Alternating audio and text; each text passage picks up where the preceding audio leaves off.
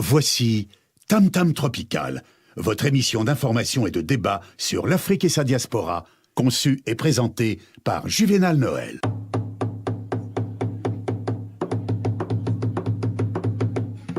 Plusieurs siècles avant la création du télégraphe, au cœur de la forêt équatoriale d'Afrique, les populations communiquaient déjà à distance, grâce au tam-tam. En un temps record, des messages étaient relayés dans plusieurs contrées. Tam-tam Tropical, l'Afrique chez vous, chaque mardi de 19h à 20h sur Radio Pluriel.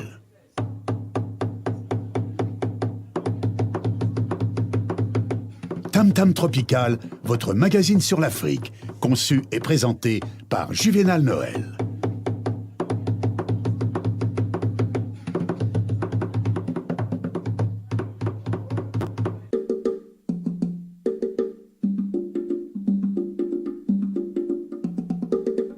À la une de ce magazine, nous allons parler donc des commémorations des victimes de l'esclavage, des abolitions de l'esclavage et des traites humaines. Rappelons donc que l'événement a lieu le 10 mai prochain et nous serons en compagnie d'une équipe dirigée par le président de la Maison des Outre-mer, la MOM. C'est Loïc Laplagne. Bonsoir Loïc. Bonsoir. Comment allez-vous?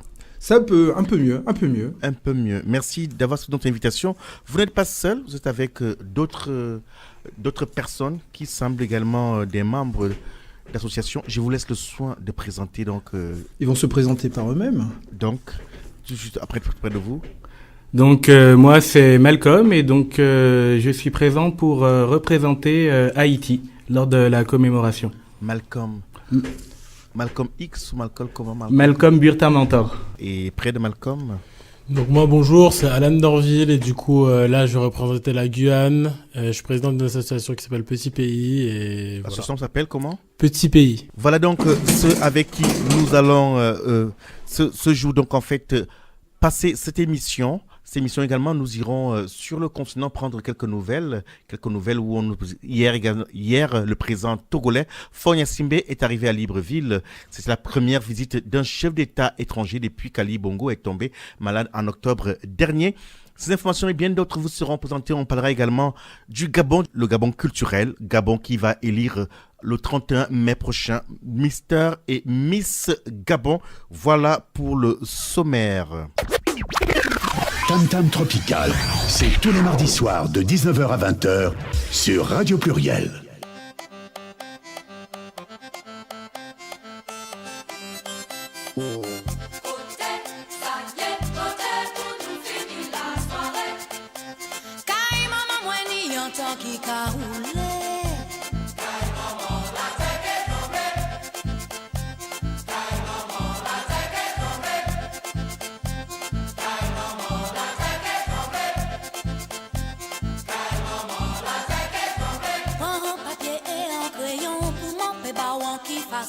Ou peut trouver sans ou garer, côté maman moins caressé. Les roues passent belvédère, virer à gauche, monter mon nom. Bon casse blanc, c'est pas comme ça, chercher à la casse ou si ni des autres c'est habitué. Passe musique la paix que baissé.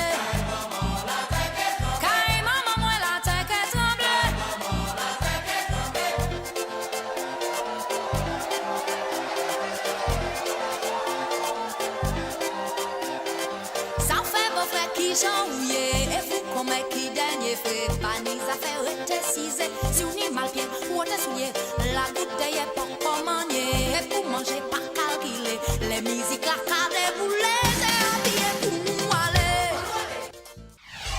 Vous écoutez Tam Tam Tropical sur Radio Pluriel.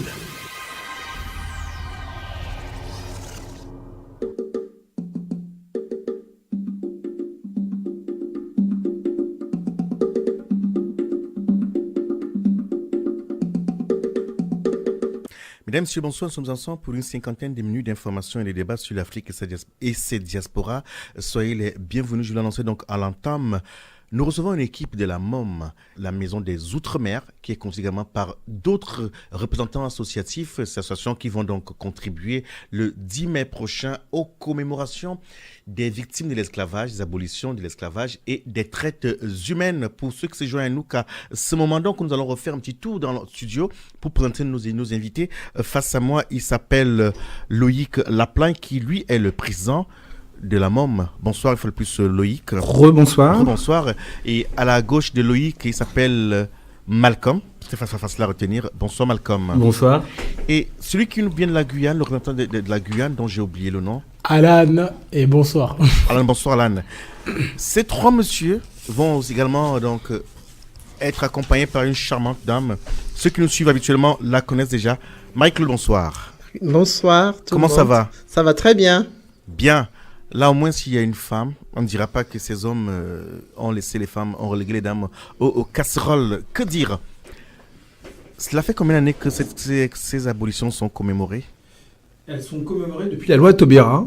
Oui, c'est-à-dire en quelle année? Donc, en 1998, donc, il y a eu la marche à Paris, organisée par le comité de la marche 1998.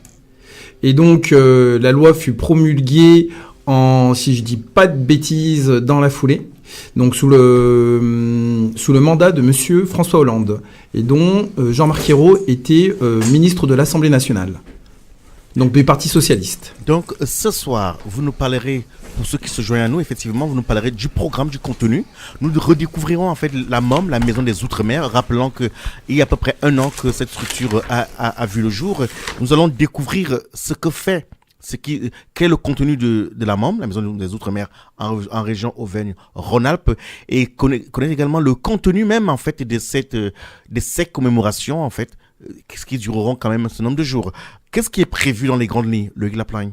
Dans les grandes lignes, donc c'est un hommage. C'est un hommage à ces Africains déportés et mis en esclavage sur les territoires, les anciennes colonies françaises. Donc, en l'occurrence, l'île de la Réunion, l'île Maurice, la Mayotte, la Guyane, la Martinique, la Guadeloupe, Haïti. Quels sont les temps forts de ces jours? Ça va durer combien de temps? Ça va durer 1 heure. 1 heure. Ça va voisiner 1 heure. Ça, c'est le 10. Ça, c'est le 10. Mais on parle des commémorations. Donc, il y a la commémoration du 23. Donc, pour la petite histoire historique, effectivement, la date du 27 avait été retenue, 27 avril, d'accord? Donc, mais, c'est-à-dire la date du décret. Le décret des abolitions avait été signé le 27. Et finalement, c'est cette date qui avait été retenue par le premier comité qui devait écrire. Donc, c'était l'ancien CNMHE.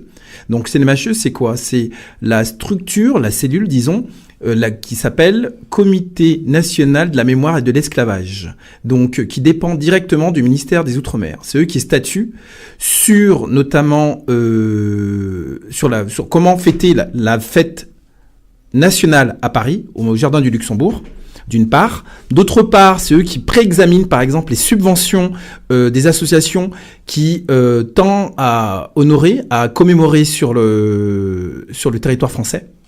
Et également, ils impriment une sorte de catalogue de toutes les manifestations, tous les événements, toutes les commémorations et tous les lieux mémoriels situés en France et sur les départements. Donc voilà. Et ce comité, cette structure, cette cellule plutôt, elle est composée de 12 membres. Donc d'historiens, de membres par exemple du CEM 98, la comité de la marche 1998, donc le président, et par exemple des spécialistes dans l'art, je sais qu'il y a c'est pas une historienne, c'est une spécialiste, une chercheuse sur l'art issu de toutes les diversités, sur les diversités africaines, et aussi coloniales, etc., etc. Donc non, c'est un comité qui est composé de personnes plurielles, avec des expertises variées, mais qui répondent à cette question de la question mémorielle sur l'esclavage et les recherches liées à l'esclavage. Non, je reprends ma question, mais qu'est-ce qui est prévu dans les grandes lignes en fait? Donc, dans les grandes lignes, concrètement. Quels sont les grands moments de ces commémorations? Donc, concrètement et simplement.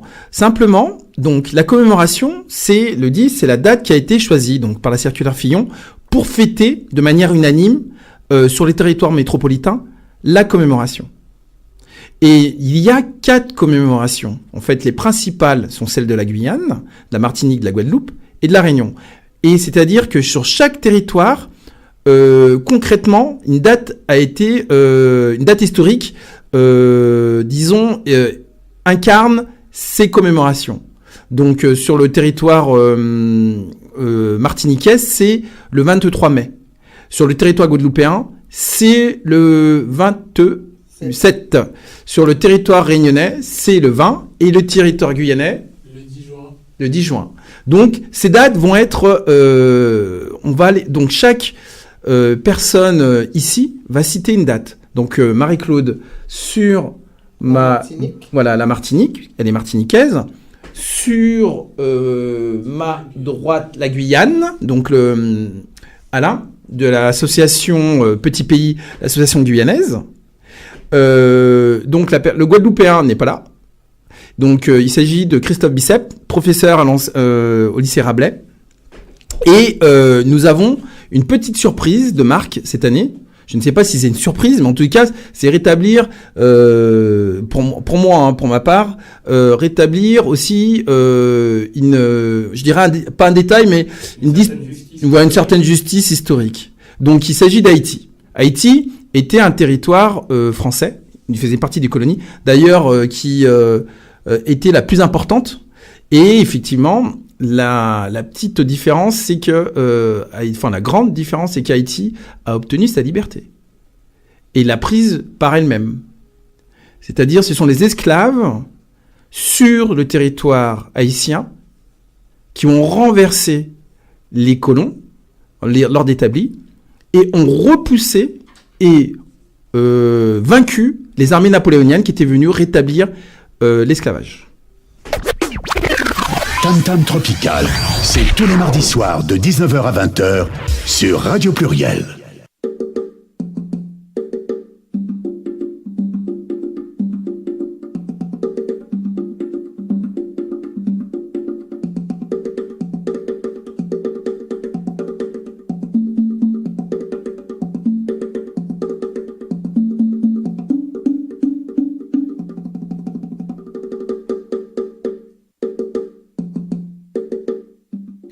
C'était donc Loïc Laplagne qui est le président de la Maison des Outre-mer ici à Lyon, en Auvergne-Rhône-Alpes, qui fait donner dans les grandes lignes, les grands axes en fait de la fête des commémorations donc des abolitions de l'esclavage en région Auvergne-Rhône-Alpes.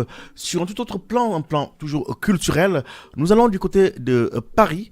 On va retrouver Loïc Laplagne dans quelques instants, du côté de Paris, pour parler de ce qu'on annonçait déjà à l'entame, c'est cette élection des Miss et des Misters Gabon, France. Qu'est-ce que c'est? C'est vrai que c'est un événement qui a toujours l'air très folklorique, mais à l'observation, en fait, ceux qui organisent cet événement cette année semblent y accorder beaucoup d'importance. Et c'est pour ça que nous avons donc ce soir Eugénie Dieki, qui est journaliste et également donc en fait fait partie de cette organisation. Eugénie, bonsoir. Bonsoir Juvénal. Merci aussi de notre invitation. Élire un Mister et une Miss Gabon en France, pourquoi? Alors merci de me donner la parole. Je suis en fait la présidente du jury de cette élection, c'est vrai, un peu spéciale. Pourquoi une élection Miss et Mister Gabon en France? Eh bien parce que on voulait justement enlever cet aspect folklorique de ces élections où on ne voit que de jeunes et belles femmes, de jeunes et belles filles qui parfois ne maîtrisent pas forcément leur sujet. Et nous, en tant que Gabonais, en fait, cette association qui s'appelle le Live voulait apporter une dimension, on va dire, plus sérieuse et plus originale. Voilà, donc c'est une association qui est dirigée par une jeune Gabonaise qui est pétri des valeurs gabonaises, qui veut vendre la culture gabonaise et qui a observé en fait qu'il y avait beaucoup d'élections Miss Mali, Miss Sénégal, Miss Cameroun, etc., etc. Mais il n'y avait pas une élection où on pouvait aussi mettre l'homme africain, pour ne pas dire l'homme gabonais, en valeur. Et puis, cette association, donc le Live, avait aussi constaté que le Gabon n'était pas représenté justement lors de ces élections Miss qui sont organisées en France.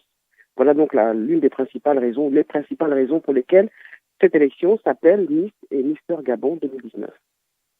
Peut comprendre. Mister France. Oui, alors vous, Oui.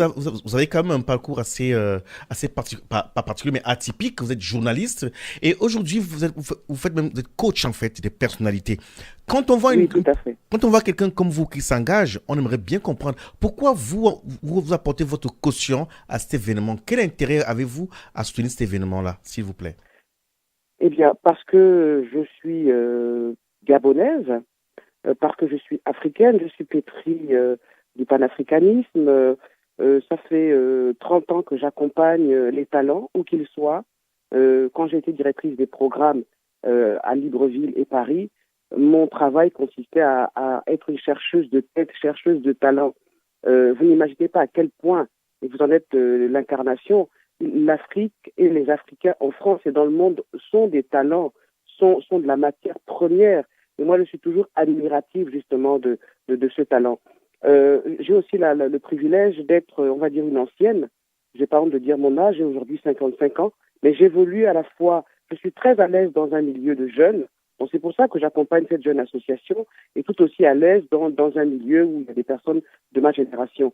Ce qu'on me reconnaît, c'est que je suis quelqu'un d'assez ouvert d'esprit, quelqu'un qui est très médiatique. Donc, les personnes qui me sollicitent et qui ont des valeurs que partage cette association, donc c'est mieux faire connaître la culture gabonaise dans son ensemble. Eh bien, moi, je suis partante avec ces associations-là qui ont des valeurs, qui veulent les faire connaître. Je pense que le Gabon est plus connu par rapport à ce dossier de la France-Afrique. Le Gabon est plus connu par rapport à ses étudiants gabonais qui ont un niveau de bourse plus élevé que la moyenne. Mais le Gabon, ce n'est pas que ça. Le Gabon a envie de s'ouvrir.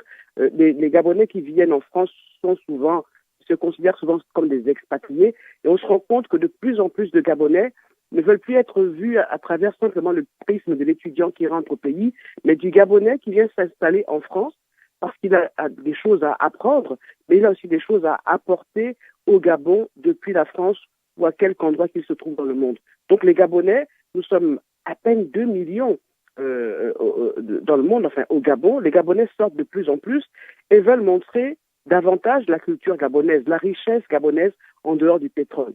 Voilà. Vous écoutez Tam Tam Tropical sur Radio Pluriel.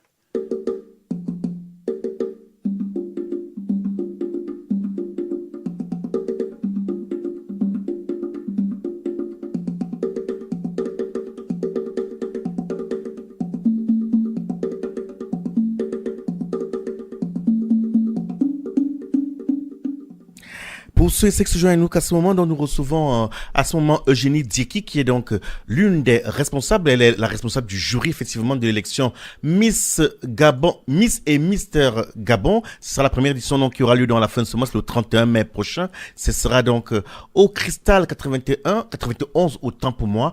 Et il est question de comprendre pourquoi la diaspora gabonaise aujourd'hui semble accorder une importance particulière à cet événement, et on essaie de comprendre également pourquoi elle, Eugénie Dieki, qui, rappelons-le, est journaliste de formation et de métier, elle a fait pendant plus de 20 ans, elle a trôné sur les ondes de Africa numéro 1, c'est des radios panafricaines, et que certains peuvent donc peuvent se souvenir effectivement qui a longtemps, pendant très longtemps, été dans le leader du plan panafricain. Et donc ce soir, elle nous parle en fait de ce qui l'amène, donc c'est pourquoi elle a accepté d'accompagner donc cette jeunesse dans cette aventure.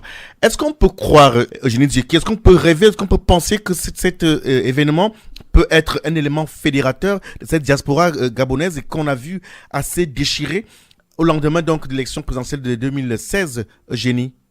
Oui, Mais je pense que c'est l'un des objectifs de l'organisation de cette élection Miss et Mister Gabon 2019. D'ailleurs, quand j'ai été approché par l'association, ils avaient des craintes. Ils se sont dit, mais est-ce que justement nos compatriotes ici en France vont comprendre le but de cette action, de cette élection?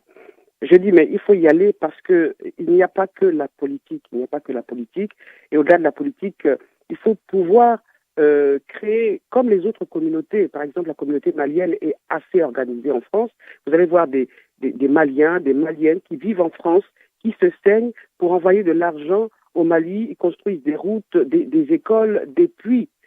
Pourquoi nous, Gabonais, qui sommes issus d'un pays assez riche, nous ne pouvons pas faire la même chose? Vous savez que quand un pays est riche économiquement, quand le partage de la richesse se fait par les nationaux, par la diaspora gabonaise, ça a pour conséquence d'éviter justement la crise que le Gabon vit actuellement. Donc, cette association, donc le LIVE, a décidé d'organiser cette élection justement pour dire que nous existons, nous comptons apporter notre pierre à l'édifice, mais cette organisation, cette élection en fait a une dimension pas que festive, pas que folklorique. C'est vraiment une élection où il y aura des personnalités, donc des participants qui sont très imprégnés de valeurs comme comment dire, la solidarité, la recherche de la culture, de l'excellence. Ce sont des gens qui se sont battus pour réussir en France, qui sont très attachés au pays et qui se disent qu'on peut aussi représenter le Gabon en dehors de la politique. Donc, c'est pour ça que j'ai adhéré justement, c'est pour ça que j'ai accepté d'être la présidente du jury de cette élection Miss et Mister Gabon 2019. Eugénie Dieki, moi je l'entends, je vous ai tendu une perche et vous l'avez saisi. Maintenant, la question, c'est vraiment de savoir, il y a cette volonté, il y a une envie, mais il y a une question des moyens. À l'observation, vous êtes journaliste aussi. À l'observation, est-ce que vous pensez que cette jeune équipe qui organise en a les moyens ou alors ce sera à construire après l'événement? Est-ce qu'elle a les moyens vraiment non seulement de fédérer, mais de contribuer à la reconstruction en fait de cette unité des Gabonais? C'était aussi l'une des préoccupations de l'association, de se dire est-ce qu'on va réussir? Mais moi j'ai vu beaucoup de persévérance en fait, beaucoup de volonté de réussir. C'est un travail de fourmi que cette association est en train d'organiser, un travail de fourmi assez méthodique. Et c'est vrai que ça va à l'encontre de la façon dont nous, Africains, nous organisons des événements. Absence de moyens ne veut pas dire qu'on n'a pas les moyens de le faire.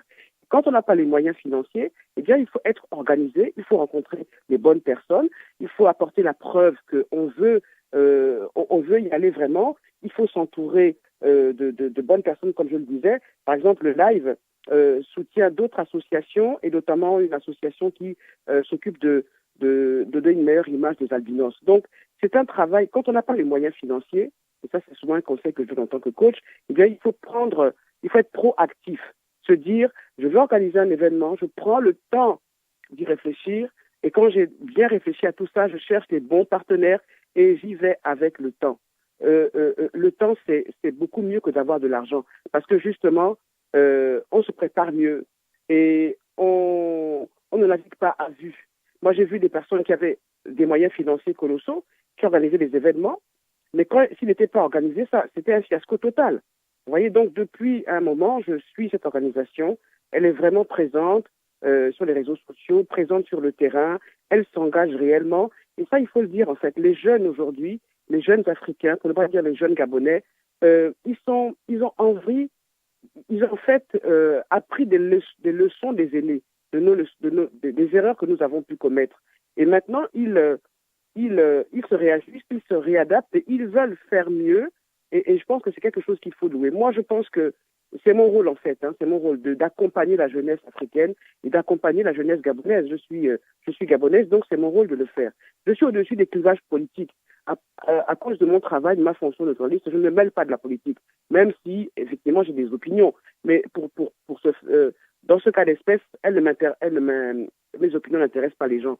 Moi, ce qui intéresse les gens, à mon avis, c'est qu'est-ce que je fais pour accompagner la jeunesse qui s'engagent en France pour accompagner les Gabonais et les Gabonaises en France qui veulent prouver que le Gabon existe et existera au-delà des clivages politiques. C'est entendu, chers consoeurs, c'est entendu qu'effectivement, et ce soir, vous n'êtes pas là pour vous mêler des questions politiques. C'est juste une question pour nous de comprendre dans quelle mesure et de voir dans quelle mesure, effectivement, cet événement à caractère culturel peut être utile pour les diasporas gabonaises et également pour les Gabonais qui sont sur le terrain. Ce soir, dans ce studio, nous recevons en fait une équipe composée donc de la MOM, la Maison des Outre-mer, et d'autres associations effectivement qui contribuent aux commémorations des abolitions des esclavages.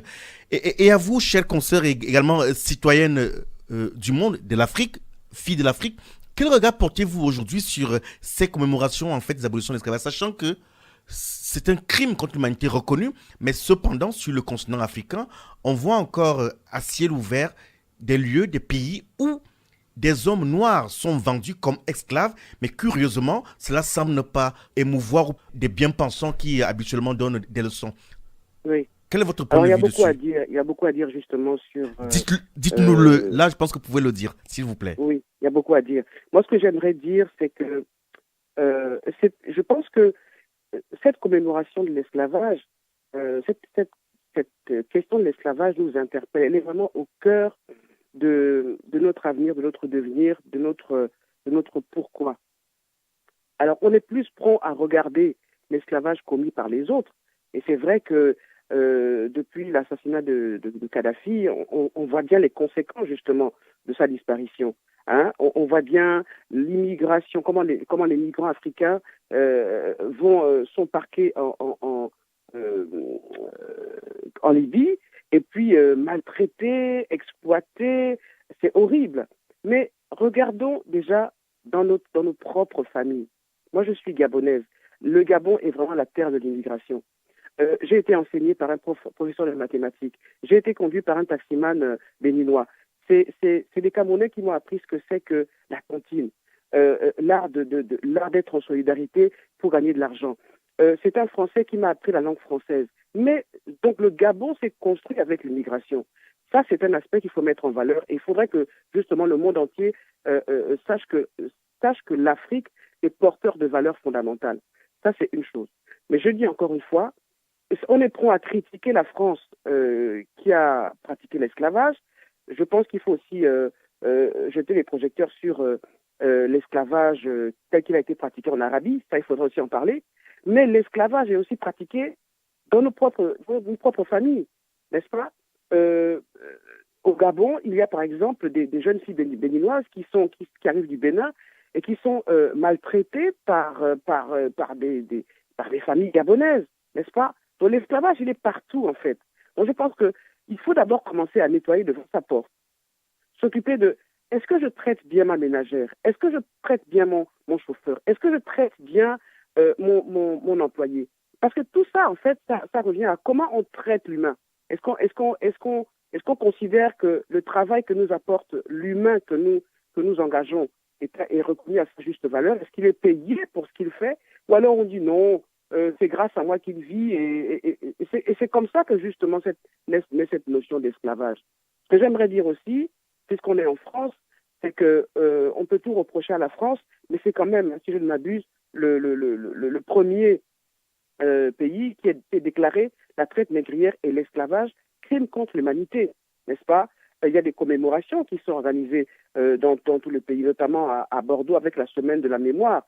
Et je pense qu'il appartient à nos présidents, à nos dirigeants, eh bien, de faire tout pour que cette question de l'esclavage, de l'abolition de l'esclavage, de son histoire, de ses conséquences puisse être enseignée très tôt, très tôt. Moi, je dis déjà dès la 6e, il faut développer des programmes éducationnels qui permettent de mettre l'être humain au centre de tout. Et puis, je pense aussi qu'il faut arrêter de regarder par derrière, de regarder le passé. Il faut tenir compte des enseignements du passé et de se dire, OK, maintenant j'avance, je regarde l'avenir. Comment faire en sorte que cette question de l'esclavage puisse nous permettre de créer, d'éduquer demain des leaders africains qui seront des leaders pétris de valeurs qui consistent à respecter l'autre. comme étant l'autre soi-même. Je pense que c'est vraiment fondamental. Et moi, c'est souvent ce que j'enseigne quand il y a des personnes qui me demandent des services pour de leadership. Eugénie Dieki, pendant que vous étiez en train de nous donner votre regard sur la question de l'esclavage, il y a donc des invités en studio qui voudraient réagir à ce que vous disiez. Loïc Laplagne. Je vais laisser la parole d'abord à Malcolm et ensuite je laisserai la parole parce que là on est assez un peu froissé, voire outré sur la fin. À ce point. Ah oui, à ce point. Bon, sans polémique, Malcolm. Sans polémique. De mon point de vue, je dirais que la commémoration des abolitions n'est pas une démonstration de misérabilisme, une demande, une supplication de quoi que ce soit. C'est que, comme le disait Senghor, si je ne me trompe pas, pour savoir là où on va, il faut savoir là d'où l'on vient. Et donc, il est nécessaire de rappeler ces abolitions, le parcours, le cheminement que ces hommes et ces femmes ont vécu pour ne pas que ça se reproduise. Ont enduré, oui. Dans un sens pour ne pas que ça se reproduise, mais aussi parce que un homme est par rapport à son histoire, à son vécu, et donc c'est aussi la dignité des hommes et des femmes que nous sommes maintenant que de rappeler là d'où nous venons.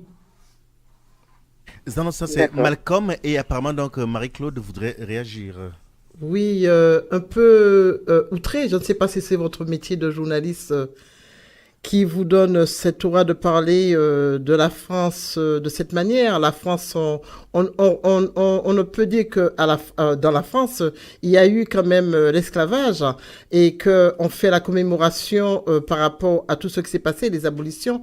Mais une chose que je dirais, quand vous dites ça, ça veut dire que est-ce que le 14 juillet et d'autres dates qui sont en France, il faut pas que les gens reviennent dessus, il faut pas qu'ils en parlent, parce que ça veut dire que nous, les Noirs, on doit s'arrêter à savoir ce qui s'est passé, et puis on fait silence. Non, je ne suis pas d'accord. Il faut quand même que l'on parle à nos enfants et qu'on donne nos enfants ce regard de ce qui s'est passé, sans polémique. Hein. Il faut que l'on aille en avant, mais notre histoire de derrière, il faut que l'on parle. Il faut que l'on parle. Voilà.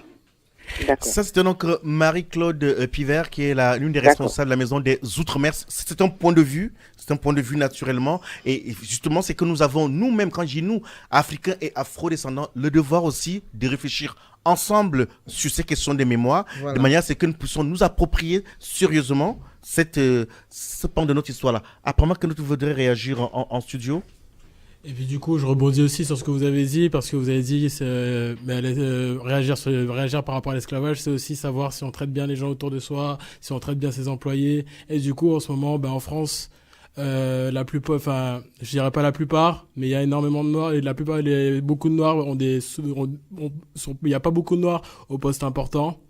Et il y a encore des problèmes, dus au racisme, et du coup, on doit rappeler ce qui s'est passé et pourquoi maintenant on en est là. Apparemment, Marie-Claude, je vais ajouter quelque chose. L'actualité d'hier et d'aujourd'hui dit comment il y a ces personnes maghrébines et ces personnes africaines, lorsqu'ils vont chercher un appartement, du moment qu'ils ont un nom qui est africain, ils peuvent pas avoir ce logement. Alors, qui veut dire tous un dans l'autre, il y a des vrais problèmes. Il faut pas qu'on aille toujours chercher derrière, mais il faut quand même on sache le pourquoi du comment. C'est toute une histoire, hein, ça. Donc faire mémoire, mais aussi faire attention au présent qui essaie de nous échapper. Mais oui, parce que c'est justement ce qui s'est passé avant qui permet de mettre les choses en place et que les gens sachent ce qui s'est passé. Vous savez, l'abolition et l'esclavage, c'est l'histoire de la France, hein. C'est l'histoire de la France. Et il faut qu'ils soient face à ce qui s'est passé. Sans contexte, c'est l'histoire de la France et aujourd'hui, donc, les Français, Français. Oui, apparemment, Eugénie veut réagir. Allez-y, Eugénie. Oui. Alors, j'aimerais pour commencer vous présenter mes excuses si mes propos vous ont choqué. Mais je pense qu'on... Merci. En fait, c'est pas une histoire d'excuses. C'est plutôt une histoire. Il y a beaucoup de choses que moi j'apprends tous les jours sur l'esclavage. Écoutez, attendez. On vous écoute. Alors, sauf votre... voilà, laissez-moi répondre, n'est-ce pas? Je vous ai laissé vous exprimer tranquillement. Voilà, donc laissez-moi répondre. Donc, au départ, j'aimerais vous présenter mes excuses si vous êtes choqué. On est dans un débat, chacun a ses opinions. Et je suis tout à fait d'accord avec vous. Et moi, je dis, il faut regarder le passé, mais il faut aussi regarder l'avenir. Et moi, ce que je défends, c'est d'arrêter de toujours s'ériger en victime. Je suis effectivement, j'ai des ancêtres qui ont été réduits en esclavage. Nous souffrons aujourd'hui encore des effets de la colonisation. Mais je dis, je ne suis pas que cela. Je ne suis pas dépositaire que de cela. Je suis aussi dépositaire de l'Afrique qui est en devenir, de la France qui est en devenir. Nous en faisons tous partie. Moi, je ne veux pas être vu comme une victime. Vous savez, je suis femme, je suis noire, j'ai quand même quitté le Gabon à l'âge de 40 ans, à l'aventure presque. J'ai laissé mon boulot à Libreville, directrice des programmes, parce qu'il là-bas, il y avait des soucis. On n'aime pas beaucoup les personnes qui se battent pour un idéal. Donc, j'ai quitté le Gabon, mon pays, à 40 ans. Je suis arrivée en France, il a fallu tout recommencer. Je ne me suis pas plainte. Je sais que c'est difficile d'être noir, de trouver du travail. J'ai réussi à trouver du travail parce qu'il y a un Français qui m'a fait confiance.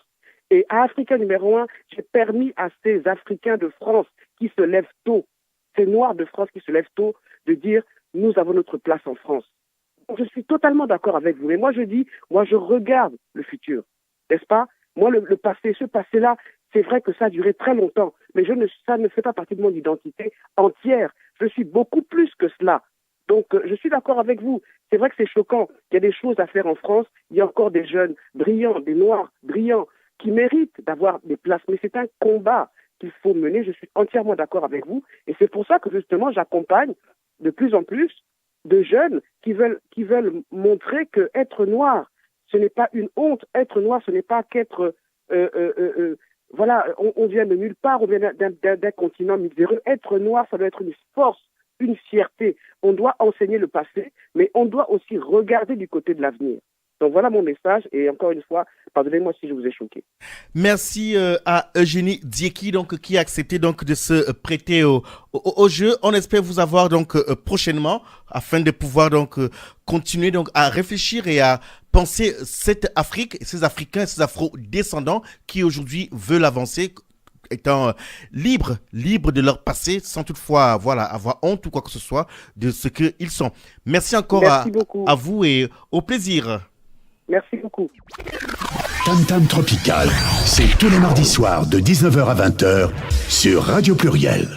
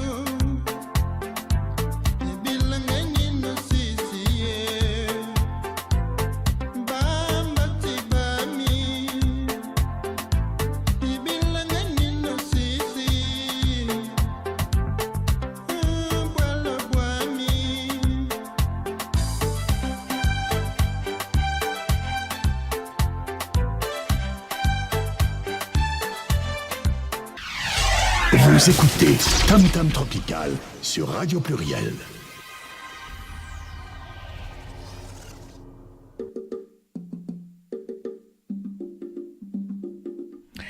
Bien, nous sommes rentrés donc dans pratiquement le dernier cadre de magazine. Et bien avant cette présentation musicale, nous étions avec Eugénie Dieki, donc qui est une consoeur, elle est journaliste.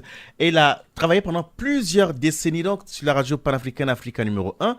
Elle était là ce soir pour nous parler de cet événement qui, on le souhaite, pourra être fédérateur et permettre que le peuple gabonais puisse se retrouver. C'est l'élection Miss et Mister Gabon édition 2019, la toute première édition. Donc, et elle a également contribué à la réflexion ce soir qui nous réunit autour des questions de commémoration et d'abolition de l'esclavage. Nous retrouvons nos invités de studio qui sont donc toujours bien installés.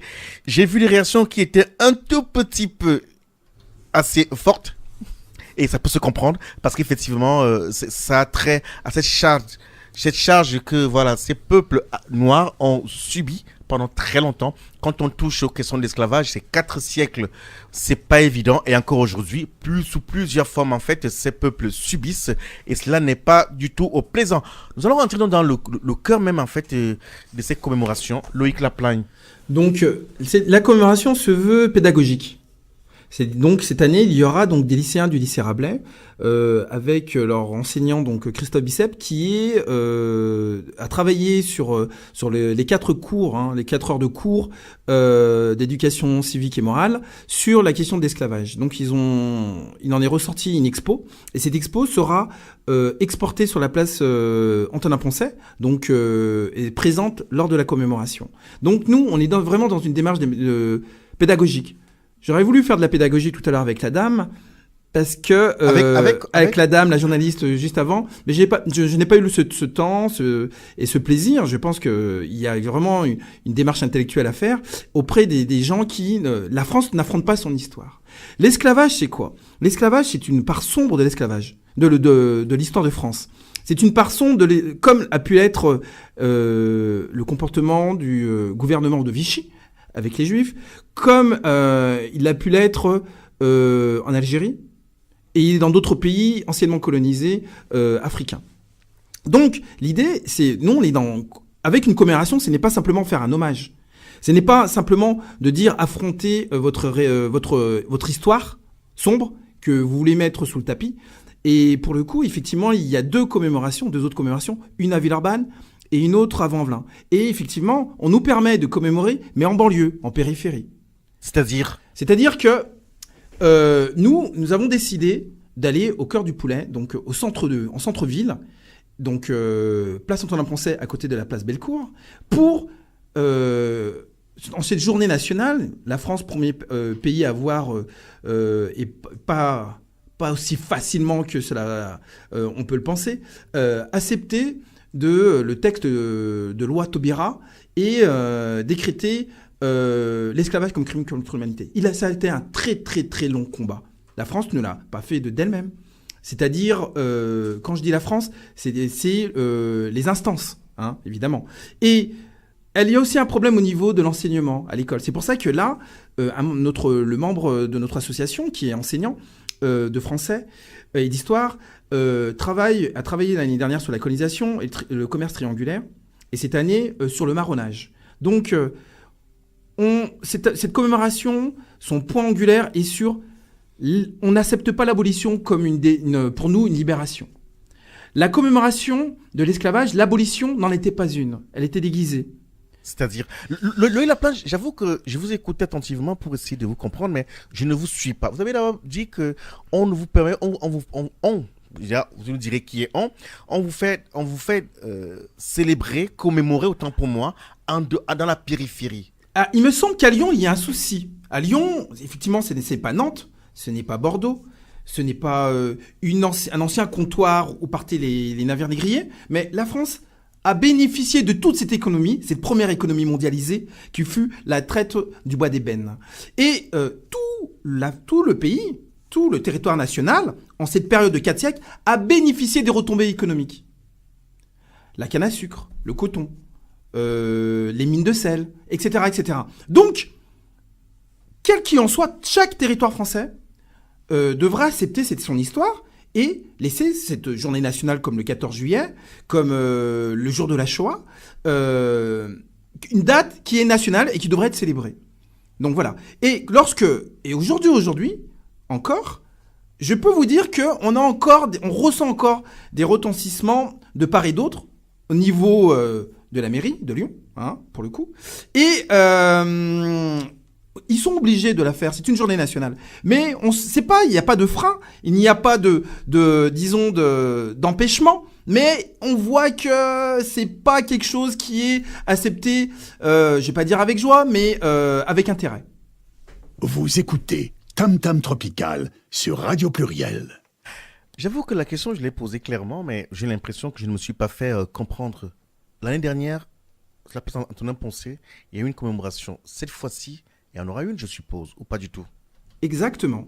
Sur la place Antonin Poncet. Antonin Poncet, D'accord. la place des génocides. Bien. Donc, parce que je voulais bien comprendre, de peur de mal interpréter, vous dites effectivement qu'on fait célébrer en dehors, dans la périphérie. Habituellement, ça se faisait à Vanvelin. C'était très bien accepté à Vanvelin, en banlieue. Et ça continue quand même à Vauvelin. Il y a encore 2 commémorations. 2 autres Bien. commémorations, à Donc, Villeurbanne ok, donc, et à Vanvelin. bien, parce que nous sommes au cœur du programme. Nous sommes en train des 10 dernières minutes de ce magazine. Les questions aussi que nos auditeurs puissent savoir où cela va se célébrer et quel est le contenu. Qu'est-ce qui peut expliquer le choix d'une manifestation et d'une une autre? Alors, vous parlez d'un enseignant de français. Oui, monsieur Christophe Bicep. Oui. Que fera-t-il concrètement? Donc concrètement, il va venir avec ses élèves. Ses élèves vont venir avec leur expo, qui seront déposés sur des panneaux sur la place Antonin Poncet. Et il y aura 3 élèves qui vont lire 3 textes. 3 textes, dont un d'Aimé Césaire. Et sous un air, donc l'association Soloti Event, qui est une association qui joue du gros cas, donc fera un coup de tambour, comme on dit chez nous, et accompagné aussi d'un jeu de conque, qui est une sorte de conque qu'on souffle dedans et qui émet un son. Et ça s'appelle une conque de Lambi. Outre, parce que ce que nous recherchons, c'est les grands moments et nous dire pourquoi avoir choisi de faire telle action et pourquoi, en relation naturellement avec cette célébration. Est-ce qu'il y a d'autres grands moments dans cette commémoration? Oui, donc quelque chose d'inédit. Donc l'intervention de Malcolm qui va faire, qui est haïtien et qui va lui parler de l'indépendance d'Haïti. Et concrètement, ce sera quoi, Malcolm? Donc ce jour-là, je souhaite rappeler les moments forts de l'indépendance d'Haïti. Et donc j'expliquerai aussi les raisons de pourquoi je parle de l'indépendance d'Haïti le jour de la commémoration des abolitions dans les territoires français d'outre-mer. Et pourquoi dans les grandes lignes, pourquoi vous le faites? Pourquoi? Parce que Haïti, c'est le peuple haïtien, c'est le peuple qui a ouvert la voie à l'abolition de l'esclavage. L'indépendance d'Haïti a donné des idées aux autres esclaves des autres colonies, et à partir du moment où la France a subi l'humiliation que le peuple haïtien lui a infligée, ça a donné des idées donc aux esclaves des autres îles. Et la France n'a pas eu d'autre choix que d'abolir l'esclavage. Et c'est pour ça qu'il faut rappeler l'indépendance d'Haïti, pour pouvoir dire aussi que l'abolition de l'esclavage dans les colonies n'est pas un choix altruiste de la France, mais une nécessité à cette époque. Vous écoutez Tam Tam Tropical sur Radio Pluriel. Nous découvrons le programme donc en fait de ces abolitions, des commémorations et des abolitions en fait des esclavages. Donc il y aura donc un aspect sur les jeunes élèves qui vont présenter leur travail avec l'enseignant, puis on parlera d'Haïti. Louis Laplagne, quel autre aspect, quel autre grand moment y aura-t-il pendant ces commémorations? Après la dépose de la gerbe et de la minute de silence, il y aura donc une chanteuse d'opéra, une martiniquaise, Odile Dauvin. Odile, voilà, c'est ça, Dauvin, qui va faire un chant en l'honneur et en hommage à ces esclaves, à ces morts, à ces déportés. Et donc ça, c'est vraiment la fin de cette commémoration. Donc qui en attend une autre, le 23. Donc le 23, c'est la commémoration des victimes de l'esclavage. Donc il faut bien différencier les deux commémorations. La première, c'est la commémoration des abolitions. Et donc celle du 23, c'est la commémoration des victimes de l'esclavage. Donc en hommage, en honneur, au nom des victimes. Ça se passera où? Toujours au même endroit, Antonin-Poncet. Mais là, ce sera symbolique, c'est uniquement un dépôt de gerbes et un texte. Bien, où peut-on trouver, est-ce qu'il existe aujourd'hui sur la toile, par exemple, ou un site internet où on peut avoir ce programme de manière plus exhaustive pour ceux et celles qui nous écoutent ce soir? Oui, nous, on a déjà créé un événement sur Facebook, sur notre page, la Maison des Outre-mer, Lyon, de Lyon. On pourrait y retrouver donc tout le programme. Et effectivement, il y a aussi une campagne de mail, donc à nos bénévoles, à nos adhérents et aux autres associations qui, pour le coup, là, nous avons plus de 30 associations, plus que l'année dernière, et donc les associations du continent africain et des associations ultramarines.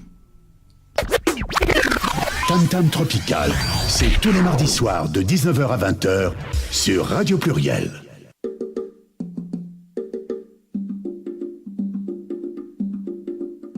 Notre magazine tire inexorablement donc vers sa fin. Nous allons prendre rapidement quelques brèves en provenance du continent africain. C'est au Gabon donc le président togolais Faure Gnassingbé est arrivé hier à Libreville. Cela a permis donc, c'est la première visite d'un chef d'État étranger depuis qu'Ali Bongo est tombé malade en octobre dernier. C'est la présidence gabonaise qui a donc annoncé la nouvelle dans un communiqué rendu public lundi soir sur Twitter. Le président togolais donc Faure Gnassingbé foulera donc le sol gabonais. Il sera reçu par son homologue Ali Bongo Ondimba.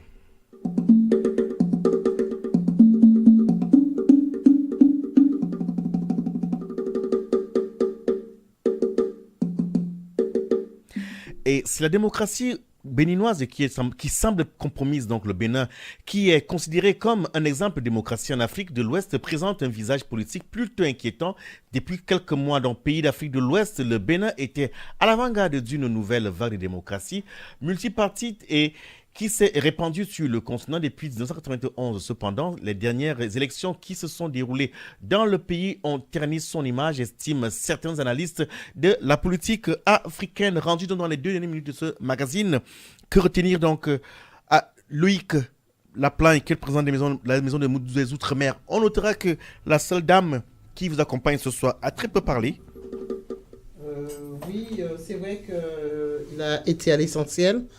Cette journée va débuter à partir de 12h30 et il y aura une gerbe. Après, il y aura chaque département donneront la date de l'abolition et ensuite il y aura Odile, cette chanteuse lyrique qui a fait une composition d'ailleurs pour ce jour-là.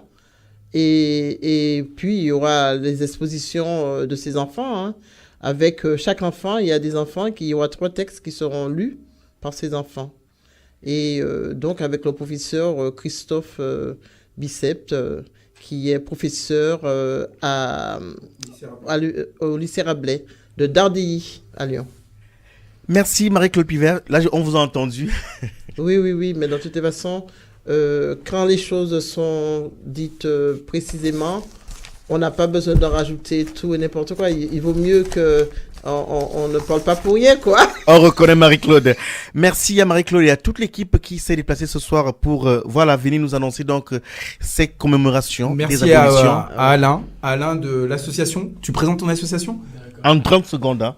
Donc du coup, en 30 secondes, mon association elle s'appelle Petit Pays. C'est une association qui est née cette année et en gros, on essaie d'organiser des événements transculturels sur Lyon.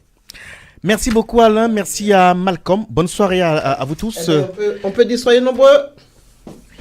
Soyez nombreux, soyez très nombreux. Parce qu'il est important. Travail et devoir de mémoire. Bien, il est important de s'approprier son histoire. Amis auditeurs, notre magazine arrive à son terme. On espère vous avoir apporté quelques informations de plus. On se retrouve mardi prochain pour notre émission de Tam Tam Tropical. Bonne soirée. Plusieurs siècles avant la création du télégraphe, au cœur de la forêt équatoriale d'Afrique, les populations communiquaient déjà à distance, grâce au tam-tam. En un temps record, des messages étaient relayés dans plusieurs contrées. Tam Tam Tropical, l'Afrique chez vous, chaque mardi de 19h à 20h sur